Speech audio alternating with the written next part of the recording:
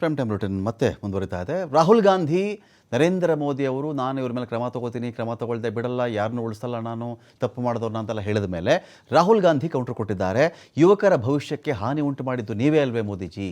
ಪ್ರಧಾನಿ ಮೋದಿ ಟ್ವೀಟ್ಗೆ ರಾಹುಲ್ ಗಾಂಧಿ ತಿರುಗೇಟು ಕೊಟ್ಟಿದ್ದಾರೆ. ಅಲ್ಲಿ ನಮ್ಮ ಶಿಕ್ಷಣ ವ್ಯವಸ್ಥೆಯ ಸಂಪೂರ್ಣ ಕಬಳಿಕೆ, ವಿನಾಶಕ್ಕೆ ನೀವು ಅವಕಾಶ ಕೊಟ್ಟುಬಿಟ್ಟಿದ್ದೀರಿ, ಪ್ರೋತ್ಸಾಹ ಮಾಡಿದ್ದೀರಿ, ಅದಕ್ಕೆ ಕಾರಣರಾದಂಥ ಪ್ರತಿಯೊಬ್ಬ ವ್ಯಕ್ತಿಯನ್ನು ಕೂಡ ರಕ್ಷಣೆ ಮಾಡಿದ್ದೀರಿ.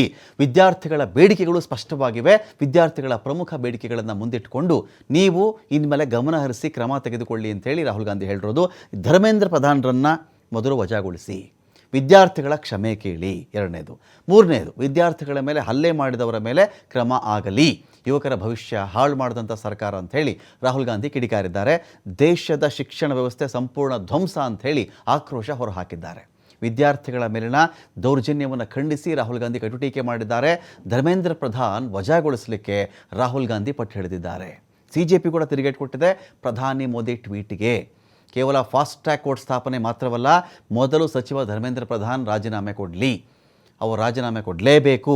ನರೇಂದ್ರ ಮೋದಿ ಕಾಕ್ರೋಚ್ ಜನತಾ ಪಾರ್ಟಿ, ನಾವು ಈ ಥರ ಒತ್ತಾಯ ಮಾಡ್ತಾ ಇದ್ದೀವಿ ಅಂತೇಳಿ ಕಾಕ್ರೋಚ್ ಜನತಾ ಪಾರ್ಟಿಯಲ್ಲಿ ಹೇಳಿರೋದು.